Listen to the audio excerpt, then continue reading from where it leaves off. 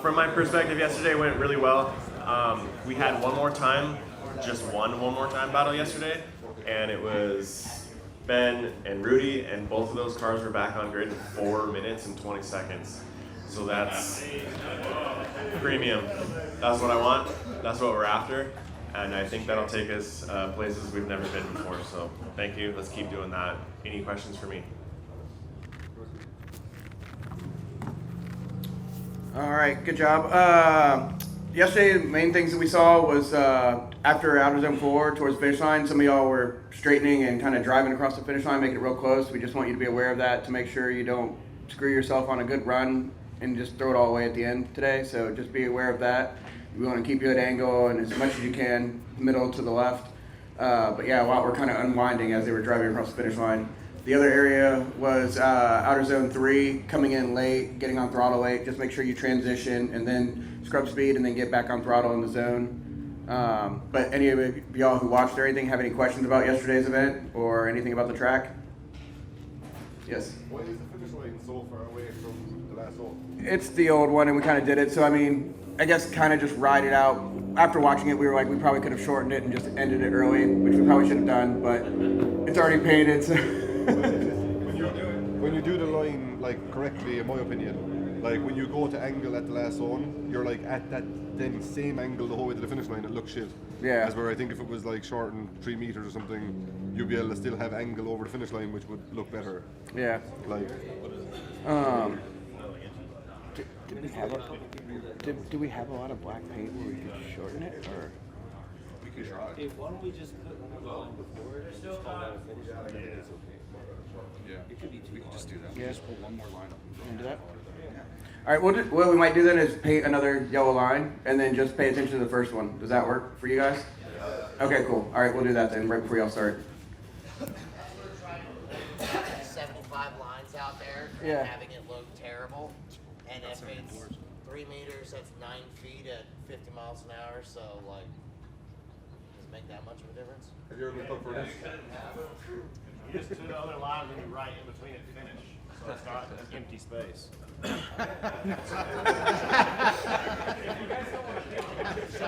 Cones out for your guys' reference. Yeah, but we want to make it. Honestly, drive it the same way regardless. But we want to make it It's apparent fine for like the maker. fans and everything, so that like they can just see it. Because otherwise, they'll have to explain on the announcement every other time there's a run for the cones being there. And then we'll see if we don't have some more black paint where we can kind of cover the other possibly. Gotcha. Okay. Was there another question? Yes. Yeah, what do you guys think of the track change? You guys happy with it? I think it looks good. Tandem seems good. What about you guys? It's definitely different for sure. Okay. Does making it wider to that power alley work good for everyone? I mean, it seems like there's not as many going off track now, and it seems like people are able to get out to the zone pretty well. Yeah, for sure. It just kind of seems like it's like as you come off the bank, you're kind of just like waiting, then you transition over the nose, and then you're kind of like in that pocket. But I was just curious. Okay. I think it's fine. Field? I'm not saying I disagree, but can you go over the call between Rudy and Brandon yesterday? Where were your heads at? Obviously, decel lights came into play, throttle pickup came into play. I would like each of you guys to run us through why you voted the way that you did. I'm trying to remember exactly. I think what it was, I think there was something with Outer Zone 1 that was part of the reason for the call. Then I think going into Outer Zone 3 for me, I believe, they both transitioned about the same time. I think he just got late to get back on gas, but also he entered that zone late, like we just discussed. So as he came across, his car wasn't already set and got into the front of the zone. He kind of gets in halfway through it. And at that point, almost the contact happens within like a fraction of a second of each other at the same time, because Brandon's just kind of following him into that area. So it's almost like he led him in. Had he gotten into the zone early and carried it all the way through and got back on throttle, I think he would have been fine. And that was for me here. Yeah, just to reiterate, I was the same way. It felt like he got led into there. Going in, you could say, from my point of view, I felt like Rudy hit the wall first, and then we had the domino effect of Brandon going into it. And the late throttle as well too. But for me, more so it was like, well, you got led into that spot, and then we saw what we happened. We had to look at that situation, make a judgment call on how we saw it, and we ended up going that way. Do you think that the decel light in Rudy's lead came on where you have it marked on the track map? I believe so. Yeah. Okay. Yeah. Same. No, I mean, but the hit, you got to look at like the car size difference and where they hit. It was only a few feet away where Rudy hit, and the chase car hit, and it's just that the chase car reacted differently, and Rudy's car reacted differently when it hit the wall, and his car actually the front end came in after the hit. So if Rudy was in the zone a little bit earlier, and if he was on throttle a little bit earlier, and if he made the hit and if the chase car went in the same place, it would have been different, but it looks like it was let in. So pretty much the same answer. I just had to, say it because you said everybody. Gregor, you have your laptop? Yeah, I can pull it out. I mean, maybe you want to. Yeah. You want to answer the next question for No bad. So, I know there's no momentum coming off the bank now, and I guess I don't remember the last couple of years, but I guess there hasn't been. But I noticed people, especially when I was chasing yesterday, are making adjustments there.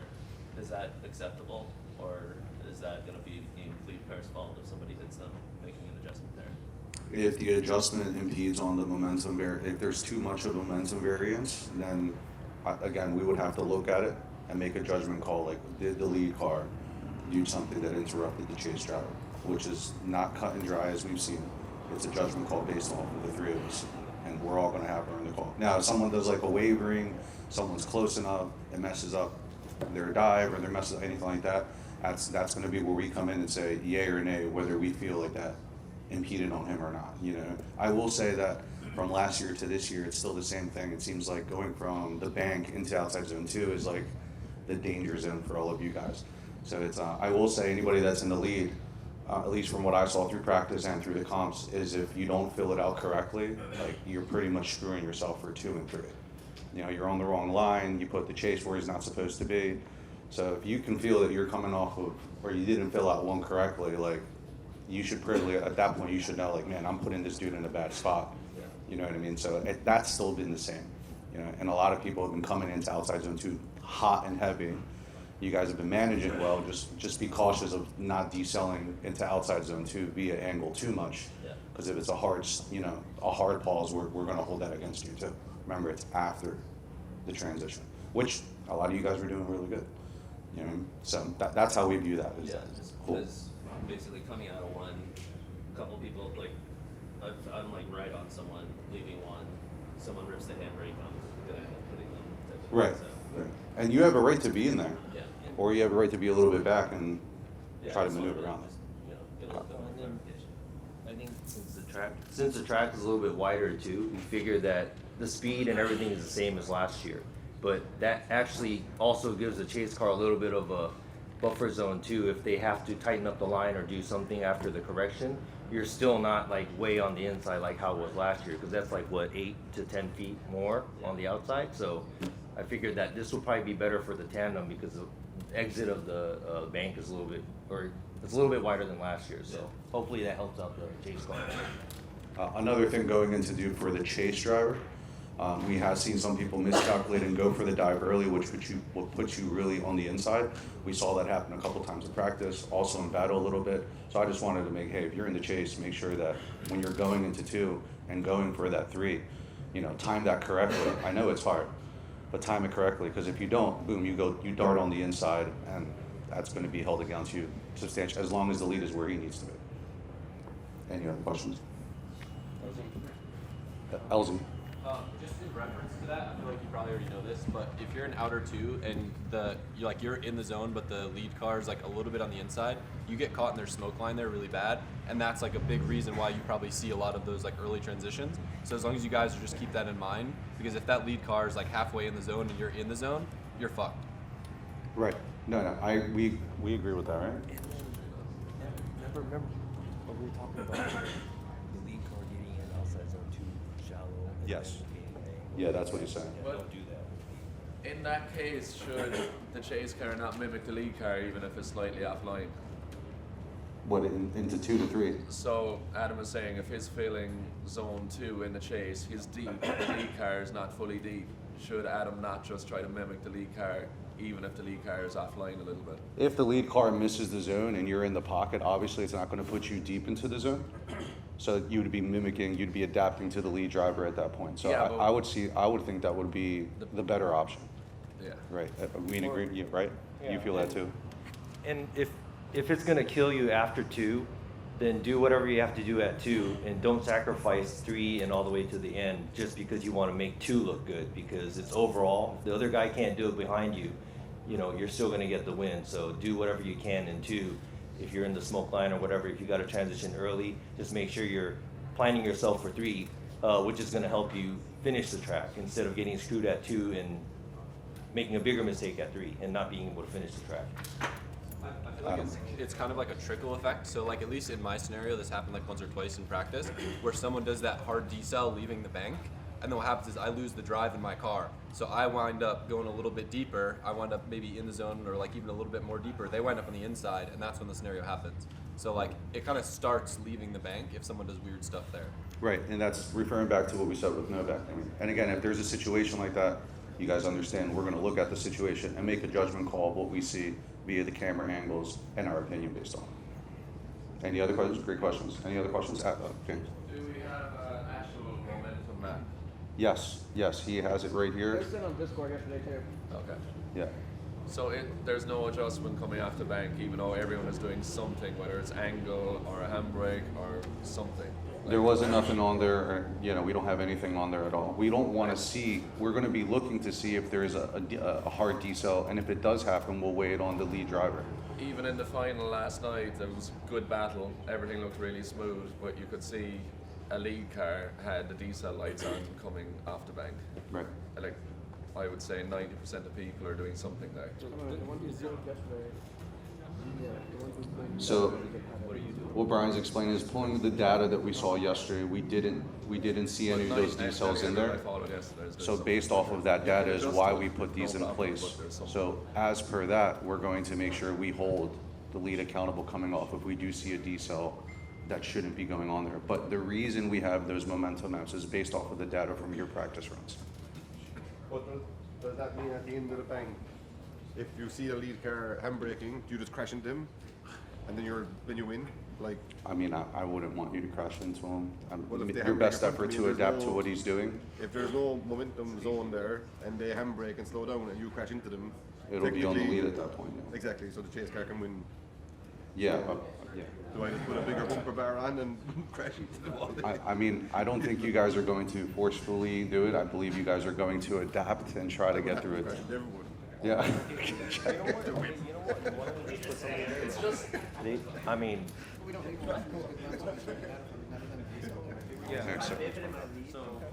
So we pulled runs during your practice that we thought were great, and Kevin got us the data, and not one of them decelled coming off the bank for what looked good. So, Are you saying that people are carrying 80 miles an hour into? I mean, they're not decelling. It's a momentum map. Like it's just they could be off throttle, but the car's coming off a bank, and it could still be keeping that momentum and not triggering the light. So they're coming off, and it stays blue, and it doesn't hit red until they get into outer zone 2, or 3, which is the biggest one, and then there's a small blip when you transition again going into outer zone 4 off the runs that we pulled.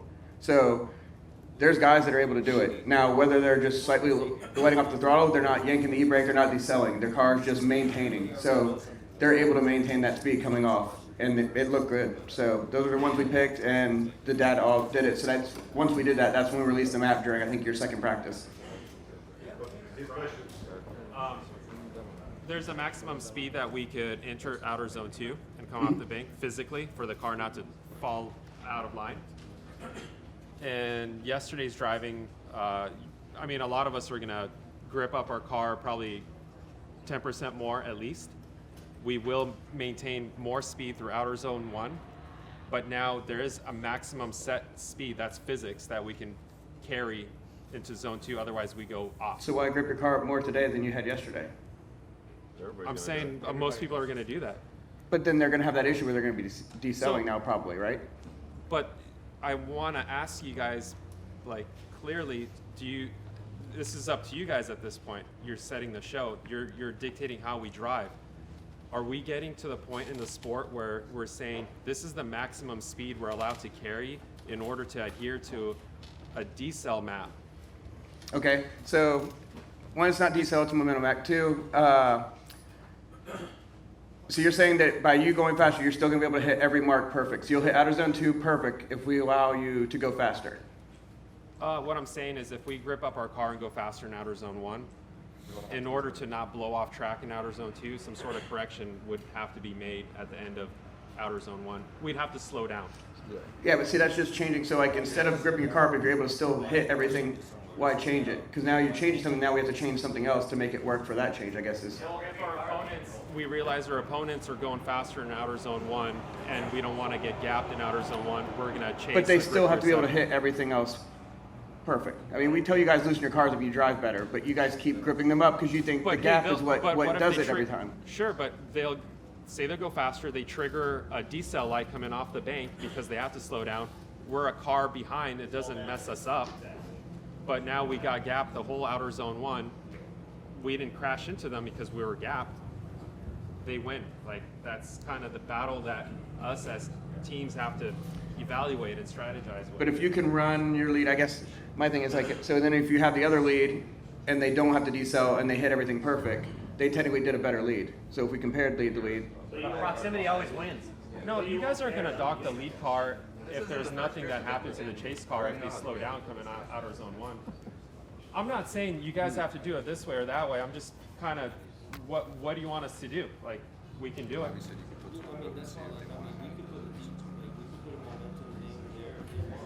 But then it just gives them another place to play games. You have to adjust. You can't just go in there and anything like that. You know what I mean? I feel like this is the same conversation every year. It's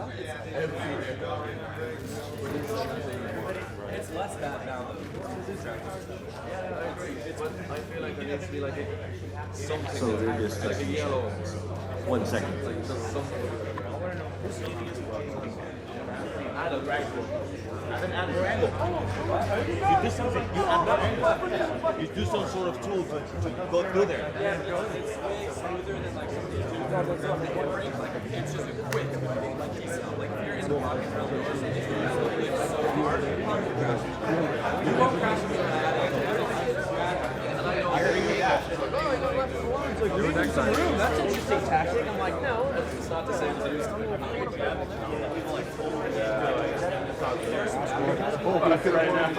All right, so I mean, I don't want to talk about this all day today. So, if we put that little red thing on the momentum map, is that going to help it? Something happens there. I know, but that's something that I thought, like every drivers meeting last year, same thing. Everybody already knows that something's going to happen there, right? Coming off the bank. Fans then as well. Okay, so would it be better if we just said, hey, there's going to be something there, so watch out? And if that's, everybody's going to be happy. I mean, we could just remove the map altogether, and Yeah. whoever red is on longer than the other around the track is going to be the one who's going to be at a deficit at that point. Because you can play games anywhere. Right? No, so the red light is an algorithm that we're slowing down, right? So if somebody starts slowing before the end of the zone, a half a mile an hour, a half a mile an hour, a half a mile an hour, and then doesn't slow down at all for outer zone 2, the light won't come on. That's Right, 'cause way it's gradual. harder to fucking chase than someone who goes into a spot where we're waiting to do a handbrake. You do the handbrake and light off and drive through the zone.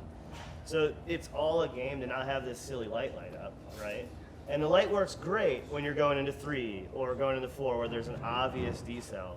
Every 85% of people here are doing some sort of handbrake adjustment to get the car to rotate off outer zone 1, and the car speed does drop. It doesn't drop fast enough to get the light to turn on, but it's an extremely difficult part of the track.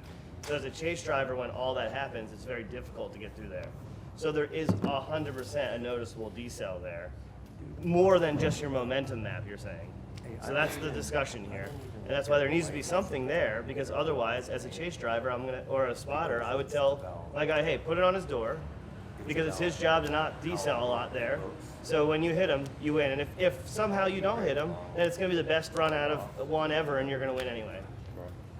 But it's not about if you hit them and their lights did not go off, It's then your you fault. lose. Right. But it's because they But if magically they slow down enough right. to trip the light, Exactly. then why wouldn't you have the right to hit them? Correct. They slow down too much. Right.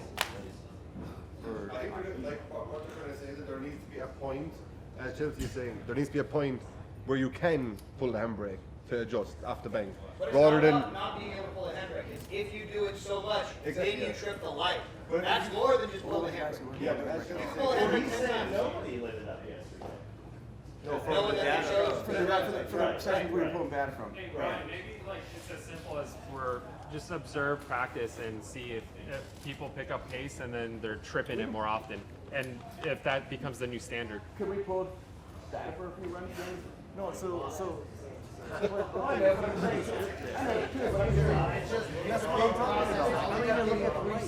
It's kind of what I'm saying. It is hard to see the light. I'm sorry,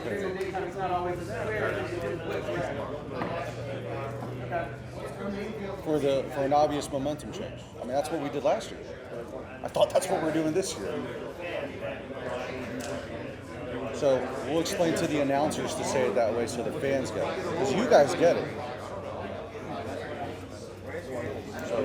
So we can watch practice. Instead of we stand on the infield, you can see the lights. So we can just go stand on the infield during practice and see what they look like. You know which cars you're picking cars? I still don't know without watching and seeing where the cars are. Okay. I mean, we got to know exactly where the putter they're going to hold it against us when some incident happens. That's not where the red line is. What's usually like right Ben. in the middle of the Guys, I want to hear Ben. maybe like because a lot of people like some people like go run off. I think it was a combination of. Was it a combination of both? Clarification. It was one. It was the first practice.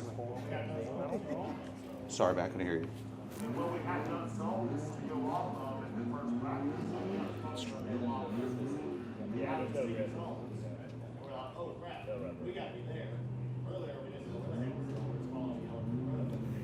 Right.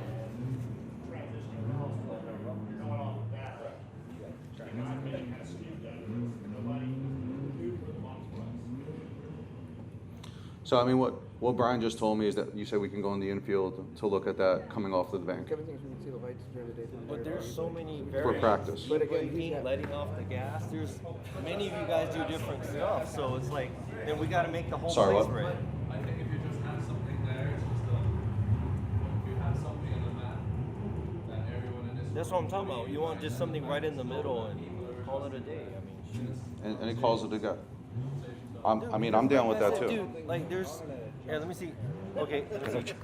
So how many of you make an adjustment coming off the outside bank? Abrupt adjustment that would trigger Abrupt adjustment. That's not smooth. And do you do it by letting off the gas, clutching in, e-braking? I have no idea. Many different ways. And now we're gonna have to get into that too. So can we? We haven't seen our lights from the inside. Yeah. Well, so can we just put something there that's, I don't know, right in the middle just to show the fans and whoever to say it's allowed to do it. And if something happens, we're still gonna make the call if it was a lead or the chase. Is that okay?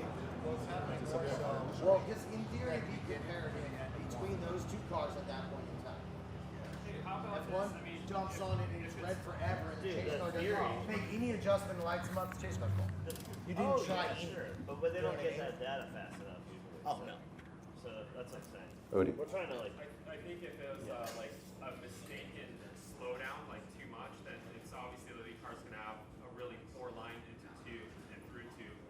But if they actually carried enough momentum even after decelling and they make it into two really nicely, that might be the indicator that no, that was a valid slowdown because that was needed to stay on course. Well, that's Carl. why the abrupt. The lights are to indicate an abrupt decel, Right. not slowing down or minus. You know what I mean? Sure. It's a dramatic change that's going to scream You're putting one in and then leaving up to our discretion on how hard I'm it just is. gonna make it faded, and I'm just gonna throw it in there, and it's gonna cover the whole fucking. Okay. That's what I'm saying. So what I'm seeing Depend here. on the severity of it. So what I'm seeing here is we're gonna put a slight decel coming off of the bank to allow the adjustment. But now it's up to us to distinguish if it's a hard decel or if it's a fine one. And if we're in agreement with that, you guys feel comfortable going to the battle with that. I feel comfortable with that too because I want you to go in there with confidence. So that momentum momentum area that we're putting in right now is for the allowance of making your adjustments like you're saying because everyone's here said you guys have made adjustments, correct? If it's a hard adjustment that we judge as that's too much, we'll hold it over your head. That sounds good to me. All right. See a lot of heads nodding. I like that. Dylan. Oh, you're all right. Cool. Your thumbs up. Awesome. Field. The transition between 2 and 3. People approach it very differently. Getting in zone 2 shallow, snapping angle at the end, slowly rolling to angle. You could say, in my opinion, because it happened to me a couple of times in practice, even if somebody is not pulling the handbrake, slamming on the brakes, abruptly snapping to 90 degrees after zone 2, it totally chokes up the chase driver. Yeah, that's not good. Right. Yeah. But one, they're not tripping the decel light. They're not doing something abrupt where they're locking wheels where you could potentially hold them accountable based off of the rules and regulations that you currently have. But I'm telling you, when somebody snaps to 90 at the end of zone 2 in front of you, you're kind of hung out to dry. So how are you going to treat that? Or how have you seen it? We would also imply what we just said about using the the momentum area that we have from outside zone 1, coming off of outside zone 1. It's going to be up to our discretion to say, oh, that was too much. All right. Now, again, that's up to our discretion. 3 of us are going to, as long as we're in agreement with that. It's not cut and dry. We see it, and then we have to make a judgment call, yes or no, that was too much. Someone may say yes, someone may say no, because there's 3 of us. So that's how we would go about that.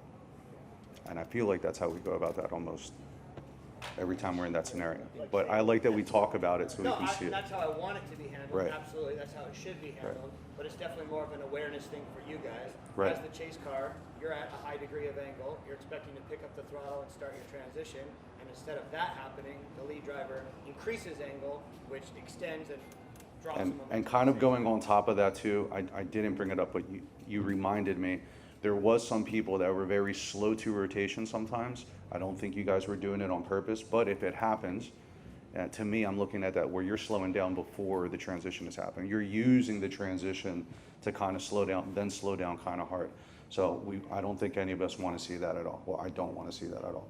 You know, nice calculate. Don't use the transition to start slowing, because I don't think the chase has any way of knowing that at all. You know what I mean? And that's not what we're asking. It's not what we agreed upon. Rudy. Still really hard to see zone 3 coming into it. We get like a red cone right there. There's some laying on the edge of the course over there.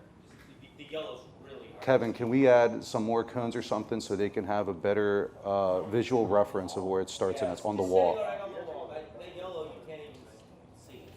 Cones, sparklers, whatever. Well, the yellow cones are behind the white cones. The white cone blocks the yellow cone. You can't see it. We'll have Ben.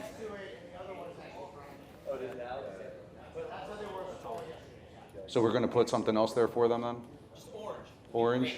There's some laying out there on the Orange. It's great. Actually, it's a beautiful cone. I saw it sitting there. It's nice and cold, pretty clean. I'll go grab it. I think he's asked, can you put something else to indicate then, Kevin? Can we put something else he will put something else to indicate that. It won't be the shitty looking cones, but it'll be something. All right. Field. Kevin, the high line was a mess this morning. It looks like they swept, but they just swept the marbles up to the top. Is there a way to get the marbles off of the high line? Cool. Thank you. Just because I know it's been brought up a little bit, is there any questions that you guys have in reference to what you got to do in the chase? I know we talk about the lead, but I also want to put it out there. Is everybody clear on what we want you to do in the chase? It's mainly for the fans that are going to watch this video. No, they all know what they need to do in the chase. So there you go. Any other questions at all, guys? Anything at all? A lot of smiles. That's great. Maybe not later. All right, are we good? He's doing it now. He's going to put it in the Discord, the momentum map, and then we should be good to go. Are you sure? Anything else? Jeff Jones, what's up? You brought it up to me yesterday. Is there any preference or something that you do not want to see on initiation from the lead that you are going to? I personally want to see fluidity. I definitely like the weight transfer more, because I feel like if some of you guys run up and do the handbrake, you're leaving it up to our hands. Did you stun the guy behind you or what? I want to see fluidity, commitment coming up, placed up high, and then just on the throttle going through. Plenty of you guys have been doing a really good job of that. There's been a couple of you guys that were a little shaky getting up there, which we don't want to see. But the vast majority that did it correctly was committing, coming up, placing yourself up high on the bank, lighting off, and just using momentum to carry you all the way through. That's what I'm looking for, and I don't want to speak for them, but I'm pretty sure we're all on the same boat on that.